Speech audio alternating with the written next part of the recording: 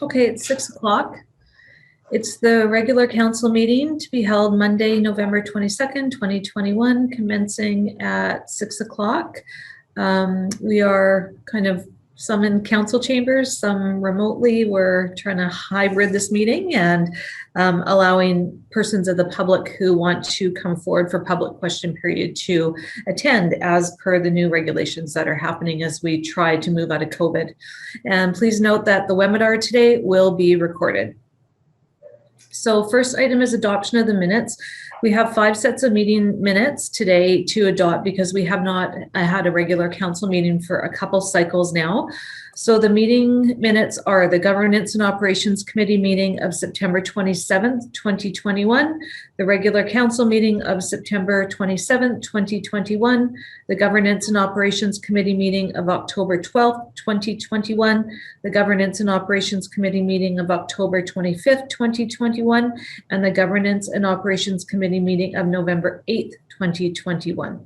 So the recommendation before us is to adopt those 5 sets of minutes as circulated. I'm not going to read all the dates and the names out again because I just did. So do I have someone to adopt the minutes? Move, Robert. Okay, thank you, Councillor Kashoni. Do I have someone to And second? Eleanor, second. Thank you, Councillor Gattafoni Robinson. Does anyone see any errors or omissions? So seeing no comments that require changes, all in favor? Aye. Against, if any? Carried. Thank you. Ms. McIsaac, I'd just like to confirm, was there any emails sent in today to be read out during public question period? No, there was not. Thank you. And Ms. Lucchini, is there anyone that has entered council chambers? There is no one here. Okay, thank you very much. So we'll move on to item number 3, which is under communications. 3.1 unsightly premises, 798 Short Street. And Ms. McIsaac, I'll turn the floor over to you. Thank you, Your Worship. As council is aware, the city's unsightly premises bylaw does require that property owners maintain their property to a certain standard. The property located at 798 Short Street currently fails to meet that standard. The bylaw enforcement staff have put the property owner and occupant on notice asking that discarded materials be removed from the property, and the occupant nor property owner has done so by the requested date. There is also an uninsured vehicle on the property, and now that we are advancing the matter to council for consideration, it is being suggested that the unlicensed vehicle on the private property also be dealt with.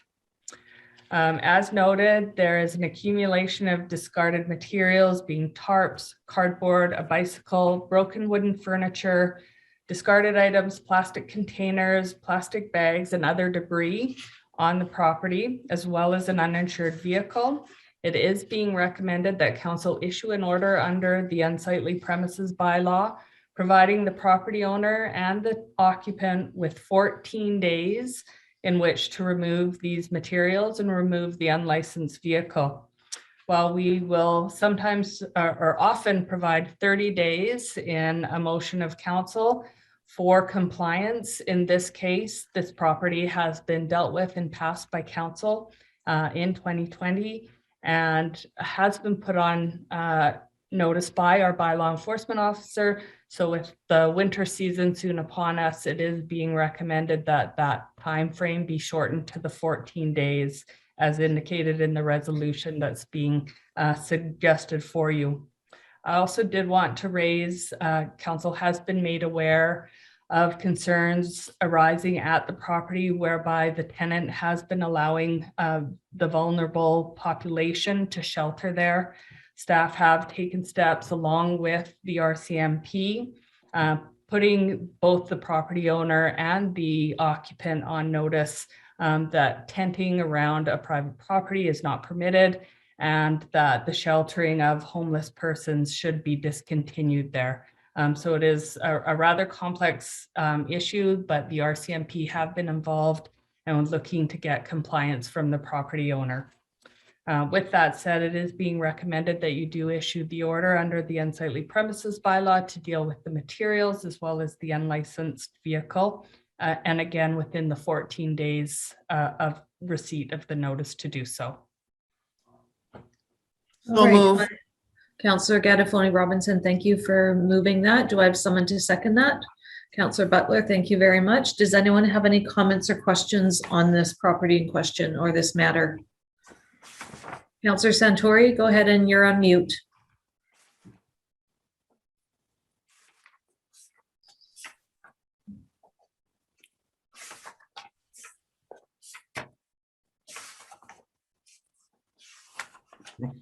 Michelle, have we sent contractors in previously to clean up there? The last time it was dealt with by council was in 2020, so I'd have to look back to whether or not there was voluntary compliance, which I believe that is the case, being confirmed by Ms. Lucchini. So we haven't before had to have a contracted removal. Okay, thanks. Any other questions? No? All right. All in favor? Aye. Aye. Against, if any? Carried. Thank you. Item number 3.2 is a proclamation request for Adoption Awareness Month. You have the letter in front of you. The recommendation is that council proclaim the month of November as Adoption Awareness Month in the City of Trail. Do I have someone to make that that motion? So moved. Councillor Butler, thank you. Do I have someone to second that motion? Robert, Councillor second. Kashoni, thank you. Is there any questions on this matter? No. Seeing none, all in favor? Aye. Against, if any? Carried. Thank you. We're moving on to item number 4, bylaws. There are 3 bylaws in front of us tonight. Item number 4.1 is a zoning bylaw amendment bylaw 2910-2021, first and second readings, official community plan bylaw amendment bylaw 2911-2021, first and second readings. I am going to turn the floor over to Ms. McIsaac to give a description. Thank you, Your Worship. The city is in receipt of an application for rezoning from Cesare Chiesic Construction. I'll be referring to it as CK Construction forthwith. CK Construction has applied to rezone a legally described property at Lot 1, Plan EPP 111259, District Lot 4598 KD, from single family and 2-family residential R2 to high density multiple family residential zone R8 to allow the construction of a seniors housing development on the property. The property, which does not have a civic address assigned as of yet, it is undeveloped, but accessed off of Birchwood Drive, has recently been purchased by CK Construction. Again, proposing to develop a 45-unit condominium building targeted for seniors aged 55 plus on the property. The property's present zoning, single and 2-family residential R2, would not permit the multifamily development. Council will recall that the property in question was the subject of a subdivision and rezoning process in late 2020. The previous owners, Riki Development and Shared J Construction, had applied via a subdivision application for a lot line adjustment that resulted in an increased lot size of the subject property to approximately 2 hectares in size to facilitate a future subdivision that would have created a number of single and 2-family residential parcels compatible with the existing development along Birchwood Drive as well as DeVito Drive. The property has since been sold to CK Construction, who, rather than proceeding with the multi-lot subdivision, is proposing to construct a condominium building on the property and has applied to rezone the property to the high-density multiple family residential zone R8 accordingly. An amendment to the city's official community plan will also be required to change the designation of the property in question from single detached residential SR to multiple residential MR. So the bylaws have been prepared and are being put forward to you tonight for first and second readings accordingly. To talk about the development proposed, you do have design plans that have been prepared by CK Construction, included with your agenda packages. The building is proposed to be a 5-story building to a height of 20 meters, which is the maximum height for the R8 zone. It is proposed that the building will contain 3 one-bedroom units, 23 one-bedroom plus den units, 10 two-bedroom units, 4 two-bedroom plus den units, and 5 three-bedroom units within. The dwelling density for the R8 zone does provide a limit of 4 apartments to 160 dwelling units per hectare of developable area. The property in question is 5.2 acres in size, although not all of it would be developable because of the very challenging topography in the mountainside there where it's located. But based on an estimated 25% of the lot being developable, up to 85 apartments would be permitted if it's zoned R8. But again, based on the plan being put forward, it's a 45-unit condominium building being proposed. Off-street parking must, of course, be provided in accordance with the city's zoning bylaw. For apartments, the number of parking spaces to be provided is based on the number of bedrooms in each of the dwelling units. Although for seniors housing, our zoning bylaw does allow for a reduced number, recognizing that seniors households wouldn't normally have as many vehicles as a young family or a younger family would include.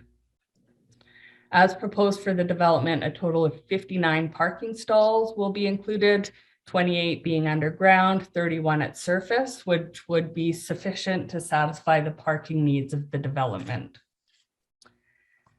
Recognizing, though, that if the proposed zoning and OCP change does proceed, it would allow for a much greater dwelling density than if the property was subdivided for single and two-family residential development as previously intended.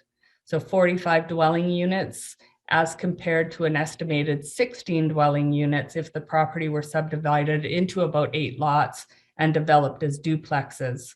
So concerns when we are dealing with increases in density that arise will be an increase in traffic and noise for neighboring properties. And with that, it can be expected that an increase in traffic will be experienced as a result of this development, which will have an impact on the neighboring single and two-family residentially developed properties along Birchwood Drive, particularly at the south end. Road access to the subject property where this development will occur and its surface parking facilities would be constructed at the rear of properties at 8109, 8119, and 8121 Birchwood Drive. So council may recall that there is an undeveloped roadway that would run along the rear of those properties, and that would be the primary access to this development. And it would result in some noise disturbance and loss of privacy for these properties. But with that said, if council does proceed with first and second readings of the bylaws at tonight's meeting, a public hearing will be held. We would schedule that for the December 13th meeting, immediately preceding the regular council meeting, in order that any property owners could express their concerns through to council about the proposed development. Lastly, I just wanted to comment on the regional needs assessment that was prepared by the regional district titled House and Home RDKB Housing Needs Report. And just a reminder to council that in that reporting, a need for new and alternative housing types in Trail was identified. And if this rezoning is approved, the proposed development would create some much needed new residential dwelling units that are not single detached housing. So it is being recommended that council do give first and second readings to both the subject zoning bylaw and the official community plan bylaw. And I would ask that you consider them separately. So a motion first that the zoning bylaw amendment bylaw number 2910 2021 receive its first and second readings would be recommended. So I'll move the Count- recommendations.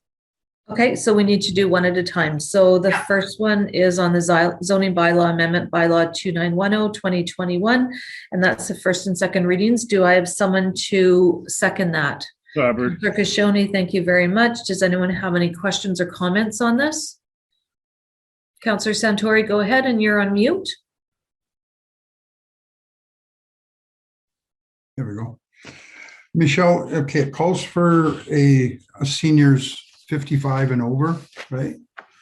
So what safeguard, if this is if this gets approved on the premise of being a seniors facility, how do you control them being not rented out to people under 55, and what recourse, if any, does the city have?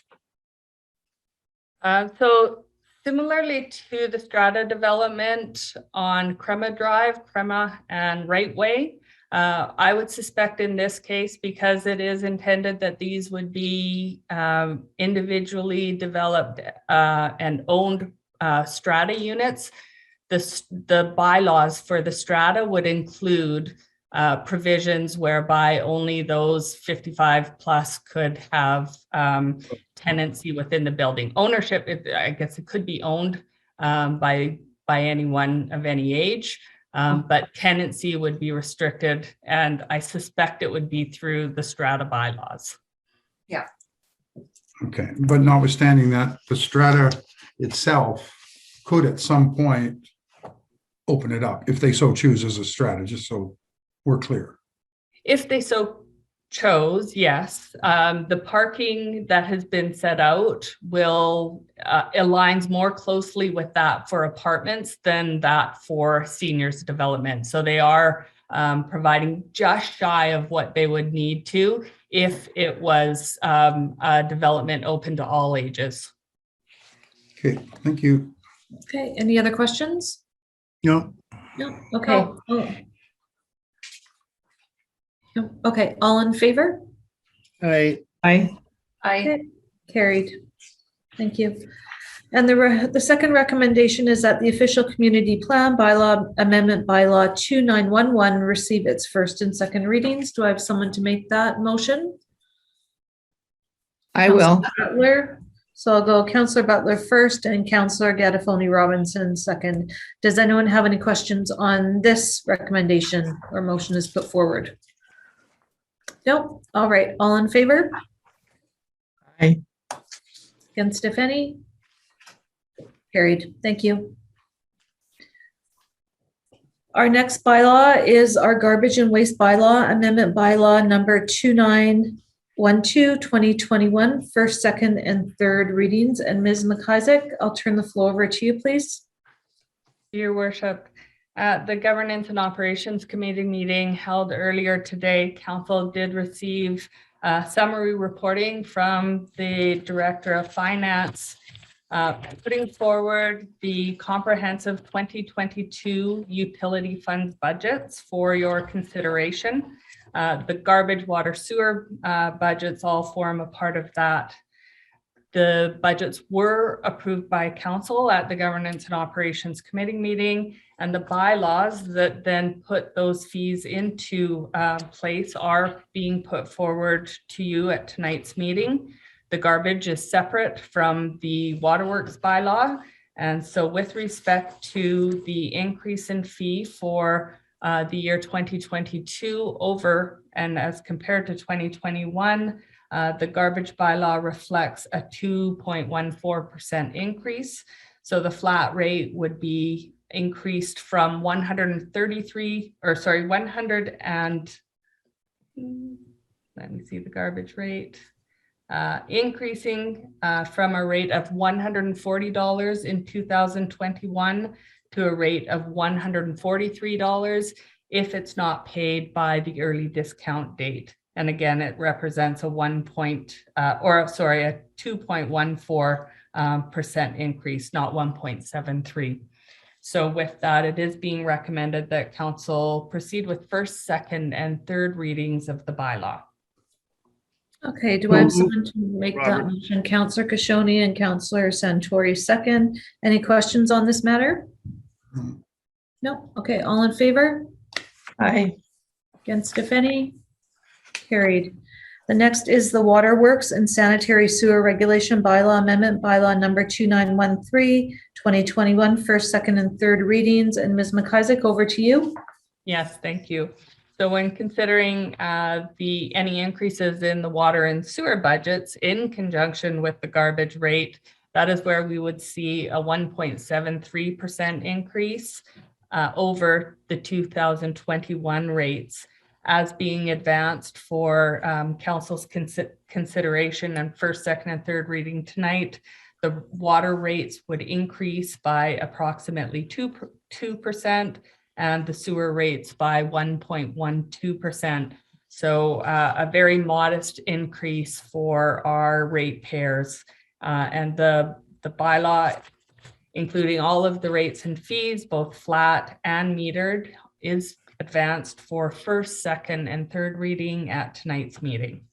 Great, thank you very much. Do I have someone to make that motion? So move. Thank you, Counselor Gattafoni Robinson. Do I have someone to second that? Counselor Butler, thank you very much. Any questions on this matter? No. No, all in favor? Aye. Against, if any? Carried, thank you. Now we're into council committee reports, and Counselor Gattafoni Robinson, you are first. Okay, I'll give you a little bit of an update on the Trail Ambassador Program. It's a full slate this year. We have 9 candidates, and they're all excited about obviously going through the program, and we are too, to have them. They're waiting to see what's going to happen with, of course, the pageant and stuff like that. So that's a good thing. And I also attended a historical society meeting, and the minutes are on the reading file. And those are my reports, Your Worship. Thank you. Any questions for Counselor Gattafoni Robinson? Seeing none, thanks very much. Counselor Santori, over to you for your GOC report and Thank anything you, else Your you'd Worship. like to share? I have 5 items to report on, which took place earlier today. First of all, we received an overview and a demonstration of the City of Trail's new website. And at this time, I would encourage our citizens to visit the site. There's opportunities for citizens to subscribe to certain sections of the website. I think the public who have been frequenting the website in the past will find it much easier to navigate and provide probably the majority of information that they're going to require about our city, whether it be to live, work, or play, or services that are provided in our community. It is all there. So I think that they will find a significant improvement in modernization of our website. And once again, I would ask members of the public to visit it and have a look for yourselves. Secondly, with respect to Silver City Days, at this time, the Silver City Days Committee has made the decision to proceed with Silver City Days, providing that the restrictions are lifted prior to by January 31st of 2022. The date of January 31st of next year was selected because that would be the minimum time that would be required to organize such an event at a scale, both indoor and outdoor. So having chaired that committee before, I totally appreciate where the current committee is coming from. It's not something that can be planned 1 or 2 months in advance. So our hope, or the committee's hope, as well as council's hope, is that the restrictions of COVID will be lifted and we can go back to celebrating in May like we have probably for the last 50 years, excluding the last 2. So that's it on Silver City Days. Also, the city is putting up for sale, or at least offering to sell some surplus computer equipment. That can be arranged by contacting, I believe, City Hall. Failing that, there will be also opportunities for nonprofits to apply for said equipment. And most of the equipment is about 3 years old, as we rotate our equipment every 3 years.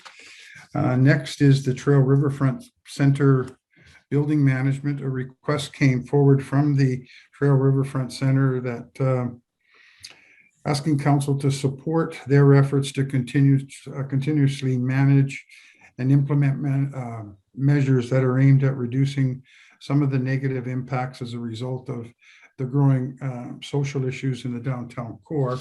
That would include the removal of benches and tables at underneath the entrance of the Trail Riverfront Center, as this has proven to be a place of considerable amount of activity and inappropriate activities, I may add. And secondly, that council look into putting more sharp bins for the disposal of needles. And furthermore, that we will continue to consult with the RCMP and the Regional Fire Services in terms of being able to access the facilities and to get their perspective as well on how we can best deal with some of the issues, social issues that we're faced with in that area. And council did approve the request put forward by the Trail Riverfront Center. The last item on the agenda, Your Worship, is the 2022 utility fund budget. That was an overview was provided by Reno Merlo, and those bylaws were before council today on the regular council meeting. First and second readings have approved.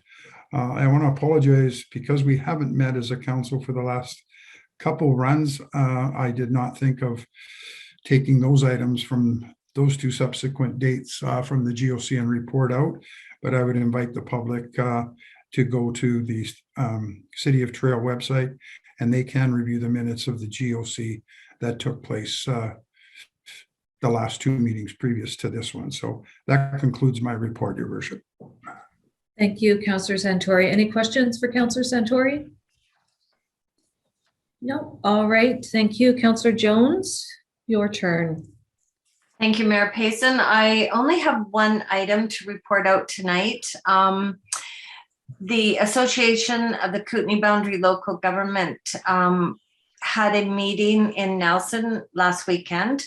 And during that time, it was decided that our 2022 convention will go ahead at this time, and it will be held in Nelson. And the dates for that will be April 21st to the 22nd to the 24th. The conference theme will be Future Ready.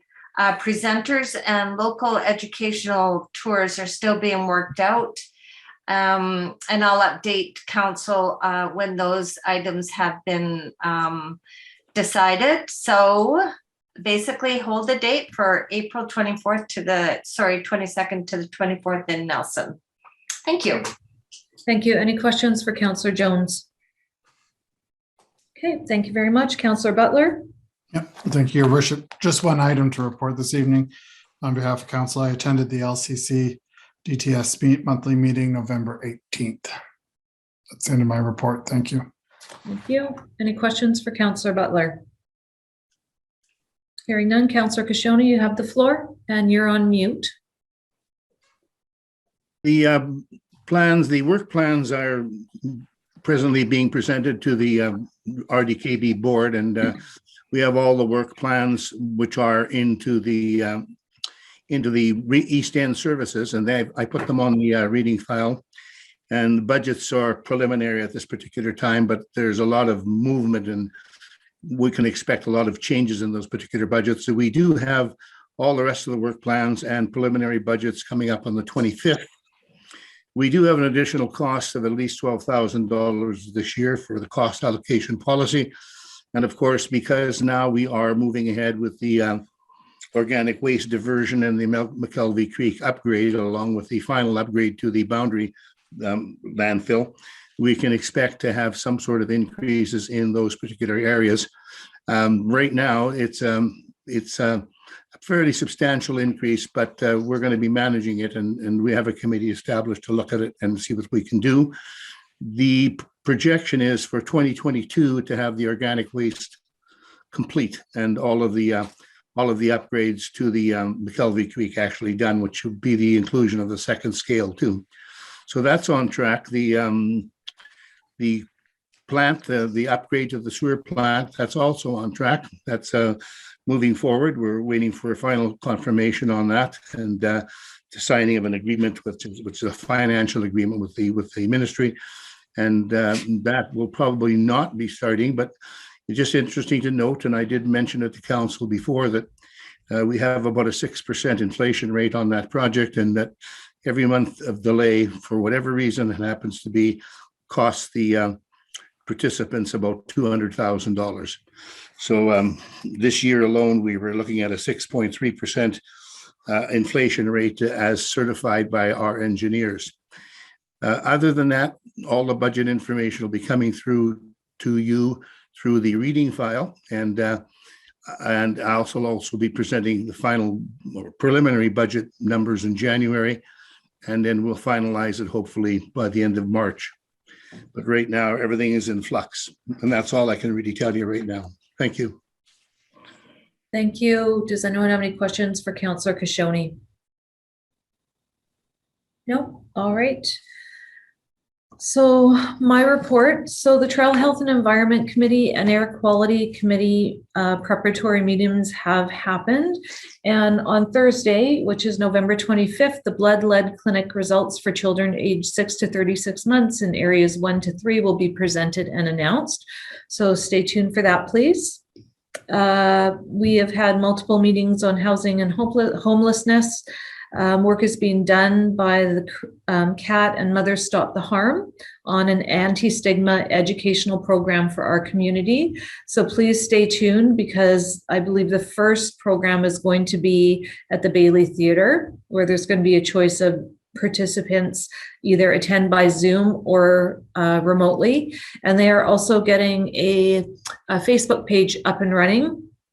They're just approved a logo so that they could put out anti-stigma notifications, information, educational information over their Facebook page. So those are two great initiatives that are being worked on by that group.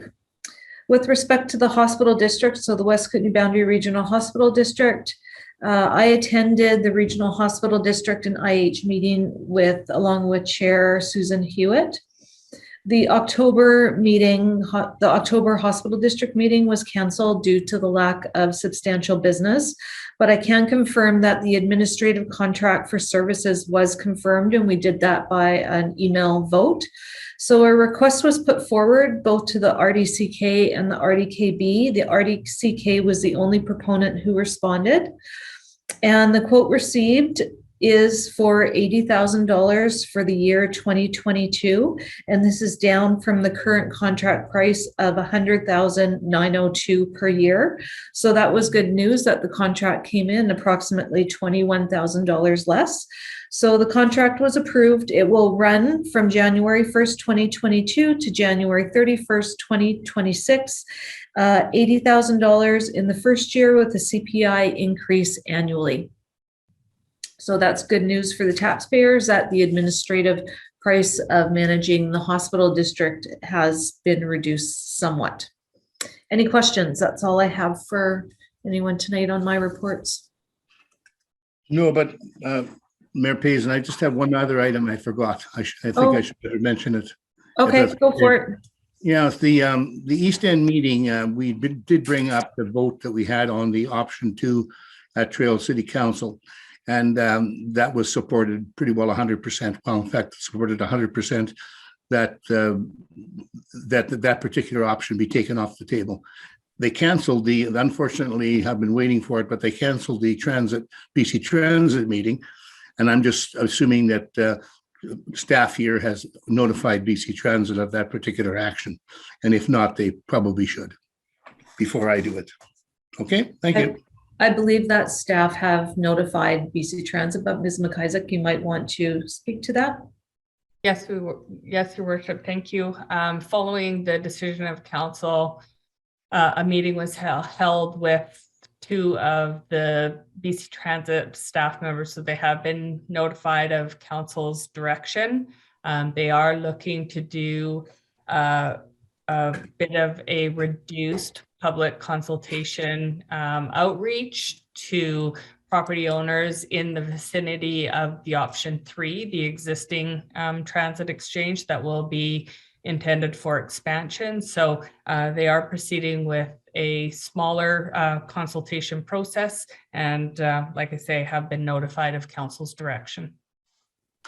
Thank you very much. The only thing else I would like to say, I thank the East End for being so cooperative. Okay, thank you. All right, with council committee reports now being done, we've moved on to the consent agenda. So there are 8 items on the consent agenda. I would like to pull one item out, but the first item of business would be to go forward with a recommendation that the items on the consent agenda be received for information. Do I have anyone? Councillor Butler, thank you very much for moving that. Do I have someone to second? Second, and I have 2 items to pull out. Okay, so Councillor Kashoni, thank you. All in favor? Aye. Against, if any? Okay, so maybe I'll just start with mine to see if it knocks off one of yours, Councillor Kashoni. So I would like to pull out item 6.4, and this is a letter from the Township of Langley, and it's about financial assistance for COVID-19 related budget shortfalls, realizing that it is very expensive to run our recreational facilities, and with our COVID relief funding that we've received, it actually has eaten up quite a bit of our funding. And so the request is to write a letter to the province of British Columbia, to local governments, to aid in keeping recreation facilities open as the COVID-19 pandemic continues. And I'm assuming that this would be to provide further budget-related assistance to help with the shortfalls that are happening, because the opening up of recreation is slower than anticipated. And with the decrease of user fees, it's putting a strain on our recreation facilities. So do I have someone to, I'll make the motion to pull that out and write the appropriate letter. Do I have someone to second that motion? Councillor Santori, thank you very much. Any questions or comments on this one? No.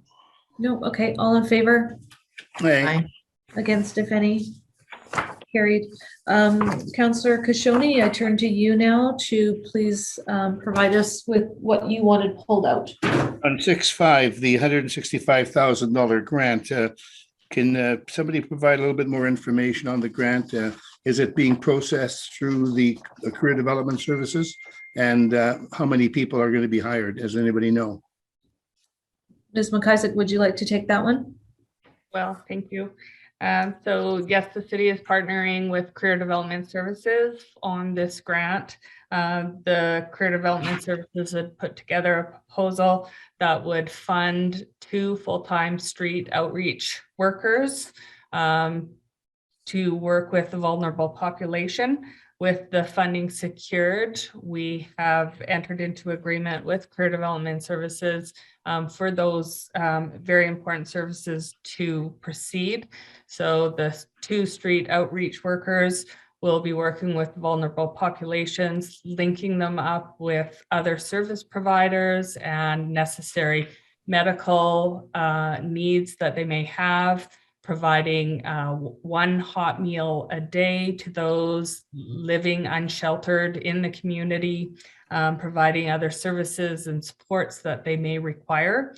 And this is a program that will run through to the end of July of 2022 for this funding envelope. So it's just for the 1 year. That's a certain period of time. That's Great. Thank you very much. The second one would be 6.7, the policing. We know that the policing costs are going to increase dramatically. Some were estimated with 30%, I guess, but Will we be having this meeting? Will they be coming in to talk to us? That would be for the question to Michelle and to the mayor. So we are doing outreach right now on to see what that looks like. My intention was to have our protective services portfolio involved in the meeting, as well as the RCMP sergeant, to debrief on what we had put forward for the at the regional district, or sorry, at the UBCM with respect to the issues we have with policing. They won't be meeting with full council then. I hadn't anticipated that because it's a specialized meeting. But if somebody from council wants to attend, they could attend. Yep, we can open it up. Thank you.